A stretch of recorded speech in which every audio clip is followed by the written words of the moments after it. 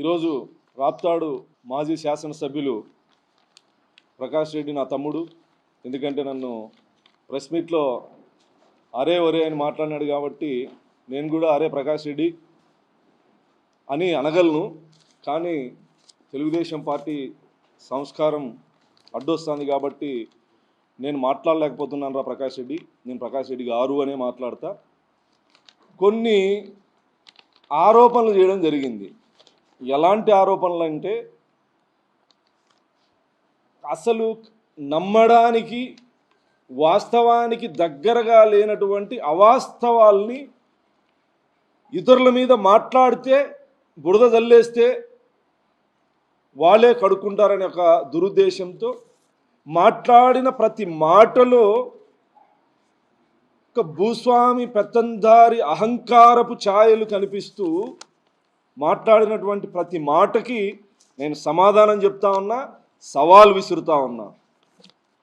నా గురించి మాట్లాడుతూ ఎమ్మెల్యే అయిన 3 నెలల్లో 7 కోట్ల రూపాయలు విల్లా సాక్షి సరౌండింగ్స్లో, సాక్షినే కాదు అనంతపూర్, నువ్వు సాక్షి అన్నావు సరౌండింగ్స్ అన్నావు, నేను చెప్తా అన్నా అనంతపూర్ జిల్లా కాదు, ఈ భూభాగం మీద ఎక్కడైనా, ప్రపంచంలో ఎక్కడైనా నాకు సొంత ఇల్లు ఉందని నువ్వు నిరూపిస్తే తిరుమల వెంకటేశ్వర స్వామి సాక్షిగా నా ఎమ్మెల్యే పదవికి నేను రిజైన్ చేస్తా. నోరుంది కదా, ఇతరులని ఎట్లంటే ఎట్లా మాట్లాడితే నీకు అనుకూలమైన ఛానల్లో ప్లే చేసేస్తే ఎంతో కొంతమంది నమ్ముతారని మాట్లాడడం ఇది ఎంత హాస్యాస్పదం ప్రకాష్ రెడ్డి. నేను నిన్న మాట్లాడిన ప్రెస్ మీట్లో నువ్వు నీ ఇంటి రెంట్ కట్టడం లేదని చెప్పి మాట్లాడినా. ఎస్, వాస్తవం. దానికి థ్యాంక్స్ తమ్ముడు.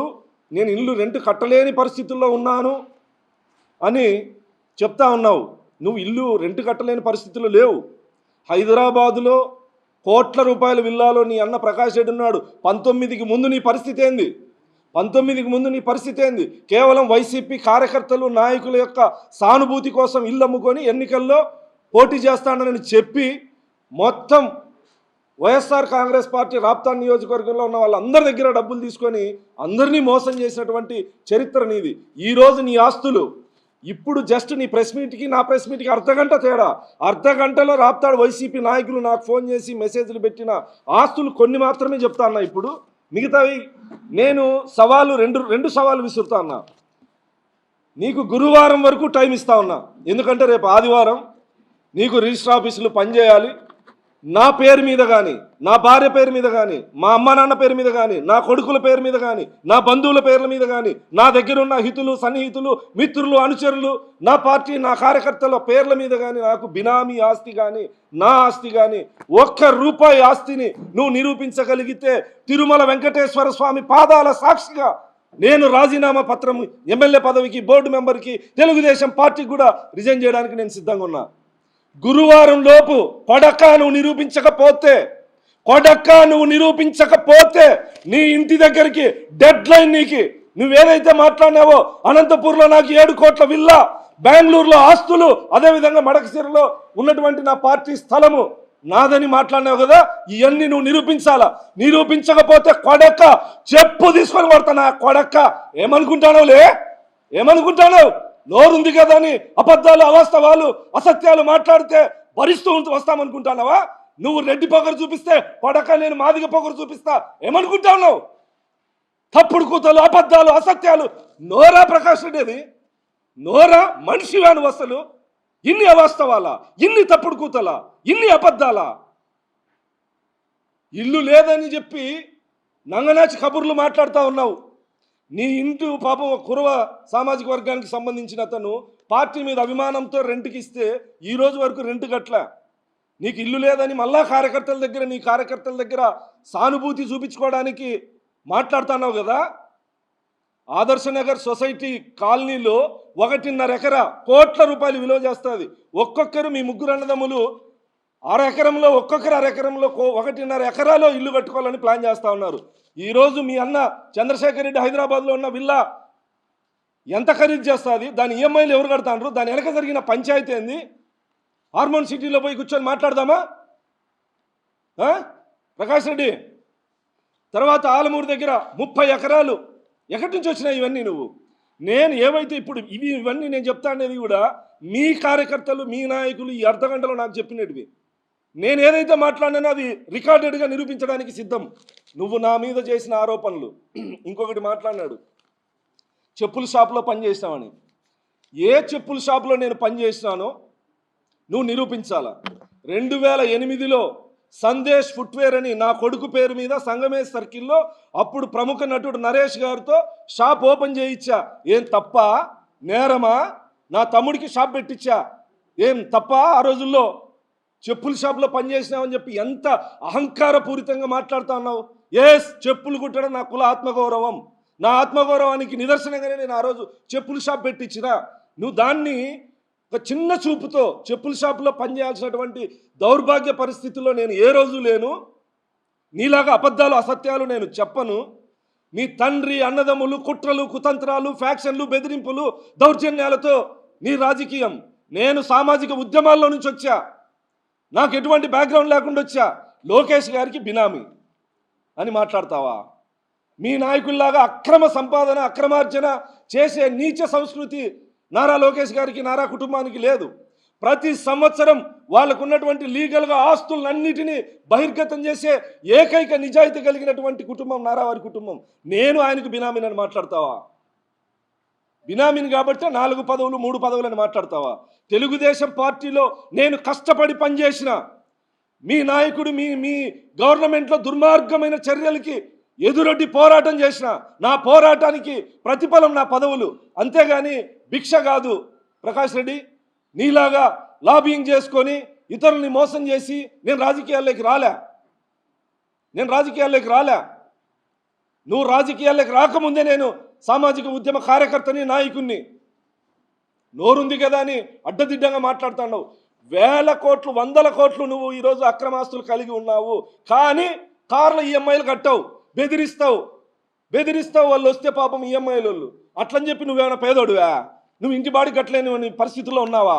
ఒక కుర్రబ సోదరుడికి ఎంత అన్యాయం చేస్తానో అసలు. నువ్వు ఇల్లు ఖాళీ చేయవు, రెంటు ఇవ్వు, ఎవరికి చెప్పుకోలేక పార్టీ పరువు పోతుందని ఒక పార్టీ సానుభూతి పరుడికి నువ్వు ఇంత అన్యాయం చేస్తా ఉంటే దీన్ని కూడా మభ్యపెట్టే విధంగా, దానికి కూడా సానుభూతి పొందే విధంగా మాట్లాడుతున్నావు.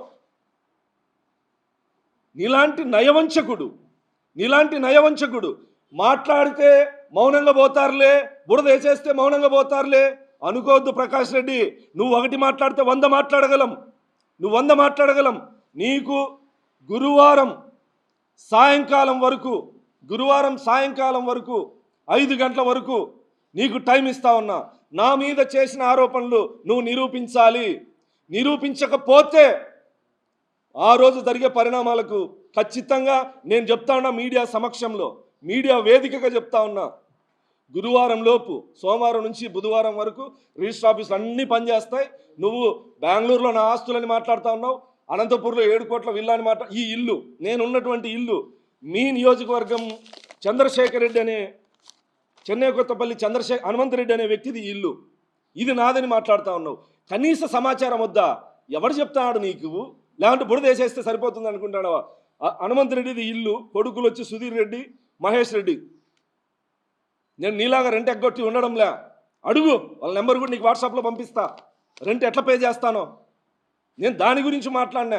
ఒక కురవ సామాజిక వర్గం పాపం కష్టపడి అనంతపూర్లో ఇల్లు, ఆస్తులన్నీ అమ్ముకొని ఇల్లు కట్టించుకుంటే ఆ వ్యక్తికి తీవ్ర అన్యాయం చేస్తానంటే సిగ్గు తెచ్చుకొని అన్న అతనికి న్యాయం చేస్తావేమని చెప్తే దాన్ని కూడా నీ కార్యకర్తల్లో సానుభూతి కోసం వాడుకుంటున్నావు. అంటే నీలాగా బెదిరించి ఆస్తులు కూడబెట్టుకునే నీచ సంస్కృతి మాకు లేదు. ఒక బ్యాంకు వేలానికి వస్తే వైశాసిది మేడా వాళ్ళది. బ్యాంకు వేలంలో ఎవరిని పాల్గొనకుండా బెదిరించి విలువైన ఆస్తిని ₹1,00,00,000 మీరు వేలంలో దక్కించుకొని వెంటనే 7 కోట్లకి అమ్మేసుకున్నారు. ఇలాంటివి కాదా దౌర్జన్యాలు? ఒక వైశాస్ కుటుంబానికి నువ్వు అన్యాయం చేయలేదా? ఇలాంటి కుటుంబాలు ఎన్ని? నిన్ను నమ్మి రైతులు నీ డైరీకి పాలు పోస్తే ఒక్క రైతుకు కూడా డబ్బులు కట్టావా? సంవత్సరాలు చెప్పుతో కొట్టేకి ఇళ్ళ దగ్గరికి వస్తే వచ్చిన వాళ్ళకి, బలవంతులకి డబ్బులు ఇచ్చావు. కానీ ఇలాంటి నీచ సంస్కృతి ఉన్న నువ్వు మీసాలు తిప్పుకుంటా ప్రెస్ మీట్లో సిగ్గుండాలా? కొంచెమన్నా సిగ్గుండాలా? మాట్లాడే ముందు ఇది నిజాయితీనా, అబద్ధమా, సత్యమా, అసత్యమా, ఎవరేమనుకుంటారు అనేది లేకుండా నోటికి ఏదొస్తే అది మాట్లాడేస్తే ఇవి నిజాలని చెప్పి జనాలు నమ్ముతారనుకుంటానవా? నా ఆధార్ కార్డు, నా ఫ్యామిలీ ఆధార్ కార్డులన్నీ నీకు పంపిస్తా. ఆధార్ కార్డులు కొడతావో లేదా రిజిస్టర్ ఆఫీసులకు పోతావో, నువ్వు చెప్పినావు కదా, నువ్వు చెప్పిన చోటే కాదు, నువ్వు చెప్పని చోటైనా సరే నా పేరు మీద, నా హితులు సన్నిహితులు ఎవరి పేరు మీద అయినా సరే ₹1 ఆస్తిని నిరూపించు. లేదా 5 సంవత్సరాలు నీ దుర్మార్గాల మీద నేను మాట్లాడతా, నువ్వు ఈ 2 సంవత్సరాల్లో మరకసిరి నియోజకవర్గంలో పరిపాలన గురించి అట్లైనా చర్చకు రా. ఏం మాట్లాడుతున్నావు ప్రకాష్ రెడ్డి? అరే ఒరే అని మాట్లాడతావా? మేము అనలేమా? నేను స్పష్టంగా ప్రకాష్ రెడ్డి నా సవాల్ని స్వీకరించు. గురువారం సాయంకాలం వరకు నీకు టైం ఇస్తా ఉన్నా. నేను నీ ఇంటి దగ్గరికి వస్తా. నేను నారా లోకేష్ గారి బినామీని నిరూపించాలి, నాకు 7 కోట్ల విల్లా ఎక్కడుందో నిరూపించాలి, నేను మడకసిరిలో నా ఆఫీసు పరిస్థితిని నాదని చెప్పి నేను కొన్నానని చెప్పి చెప్తాన్నావు కదా, లీజుకు తీసుకొని నేను అనంతపూర్ నుంచి పోయాను కాబట్టి నా కార్యకర్తలకి నాకు ఉండడానికి కార్యాలయం కావాలి కాబట్టి వైశాస్తో లీజుకు తీసుకొని టెంపరీగా షెడ్లు వేసుకున్నా. నీకంటే కార్యకర్తలంటే లెక్కలేదు, ప్రజలంటే లెక్కలేదు, భూస్వామి మాదిరి ఇంట్లో ఉంటే ఇంటి దగ్గరికి వస్తారనే అహంకారం నీది. అందుకే నీకు ఎక్కడా కూడా నీ నియోజకవర్గంలో పార్టీ కార్యాలయము కేర్ ఆఫ్ అడ్రస్ ఉండదు. ఎవడైనా సరే అనంతపూర్కి రావాలి నీకోసం. మాది ఆ సంస్కృతి కాదు. నా కార్యకర్తలకి, నన్ను ఓటేసి గెలిపించిన ప్రజలకి గౌరవ మర్యాదలతో ఉండాల్సినటువంటి కార్యాలయం ఉండాలి కాబట్టి నేను కార్యాలయం లీజుకు తీసుకొని ఏర్పాటు చేసుకున్నా. అది కూడా నాదని చెప్పి మాట్లాడతావు. ఎవడైనా నీకు ఈ సమాచారం ఇస్తా ఉండేది? కనీసం వాస్తవమా అవాస్తవం అని చెప్పి మాట్లాడేది లేదా? ఇప్పుడు ఈ అర్ధగంటలో నీ గురించి వచ్చినటువంటి మీ వైసీపీ నాయకులు అనంతపూర్ గుత్తి రోడ్లో ఉన్న స్టేట్ బ్యాంక్ బిల్డింగ్ కథ ఏంటి? మేడా కుటుంబానికి చెందిన 20 కోట్ల రూపాయలు విలువ చేసే బిల్డింగ్ బ్యాంక్ యాక్షన్లో ఏ విధంగా కొట్టేశారు? ఆ బిల్డింగ్ ఎక్కడో కాదు, పసుపుల గ్రాండ్. ఇప్పుడు పసుపుల గ్రాండ్ వాళ్ళు డబ్బులు ఇచ్చి కొనుక్కున్నారు. అమ్మా డైరీ సమీపంలో ఎకరం 2 కోట్ల రూపాయలు విలువ చేస్తుంది. 30 ఎకరాల భూమి ఎట్లొచ్చింది ప్రకాష్ రెడ్డి? అంటే ఎమ్మెల్యేలు అందరూ మీలాగే చేస్తారు, ఖచ్చితంగా ఉంటాయని అనుకుంటున్నావా? ఇవన్నీ ఇప్పుడు ఈ అర్ధగంటలు వచ్చినాయి నాకన్నీ. ఇది ఏదో ఇల్లు లేని, బాడీ కట్టలేని పరిస్థితుల్లో ఉన్నానని చెప్తా ఉన్నావు. పాపం ఇంటి రెంటు కట్టలేని నువ్వు రంగరంగ వైభవంగా మీ అన్న కూతురు పెళ్ళి ఎట్లా చేస్తావయ్యా? ఎవని కొంప గుల్చి చేస్తావయ్యా? ఎవడి దయాదాక్షిణ్యాలతో చేస్తావయ్యా? ఒక కుర్రబ సోదరుడికి బాడీ గట్రా సామి అని చెప్తే ఇప్పటికీ బీదర్పులు అరుస్తున్నావు. మరి మొన్ననే కదా చేసింది పెళ్ళి నువ్వు, నీ అన్న కూతురుది పెళ్లి చేసింది మొన్ననే కదా. ఎన్ని కొంపలు కూల్చి చేస్తేవి అనాలనా మేము? మాట్లాడే ముందు ప్రకాష్ రెడ్డి స్పష్టంగా నా సవాల్, నువ్వు ఏదైతే నా గురించి మాట్లాడినావో అవి నువ్వు నిరూపించాలి. నీకు గురువారం సాయంకాలం వరకు సమయం ఇస్తా ఉన్నా. లేని పక్షంలో నువ్వు నిరూపిస్తే నేను రాజీనామా చేయడానికి సిద్ధం. నువ్వంటే మాట మీద ఉండవు, మీసం తీసేసుకుంటానంటావు, మీసం తీసేసుకోవు. పరిటాల సునీత గారు నా మీద గెలిస్తే నీ ఈసం తీసేసుకుంటానని చెప్పి ప్రగల్భాలు పలికితివి, మీసం తీసేసుకోలే. నేను మాట మీద ఉంటా.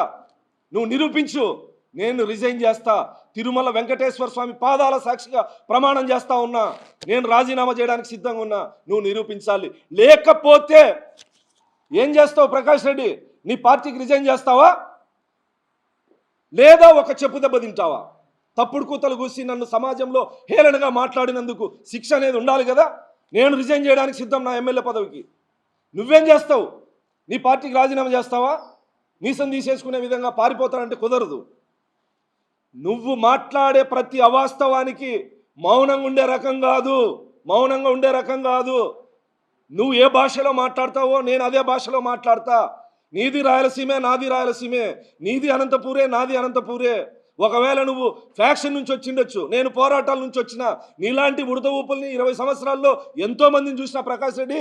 నీళ్ళ అరుపులకి భయపడే రకం కాదు నేనున్నది నువ్వున్నది నీ ఇంటికి నా ఇంటికి 1/2 కిలోమీటర్ కూడా లేదు. నీ ఆఫీస్కి నాకి 10 నిమిషాలు నడుచుకుంటూ పోతే, నీ ఇంటికి 15 నిమిషాలు నడుచుకుంటూ పోతే గట్టిగా మాట్లాడితే భయపడతామనుకుంటున్నావా? నీ కార్యకర్తలను బెదిరించినట్లు, నీకు ఇల్లుకి రెంట్కి ఇచ్చే బెదిరించినట్లు, ఈఎంఐ కార్ల కోసం కార్లు తీసుకుపోవడానికి వస్తే బెదిరించినట్లు అందరినీ బెదిరిద్దాం అనుకుంటా ఉన్నావా? అందరినీ బెదిరిద్దాం అనుకుంటా ఉన్నావా? నా సవాల్ని స్వీకరించాలి. నీలో ప్రవహించేది నీ అబ్బ రక్తం అయితే నా సవాల్ని స్వీకరించు.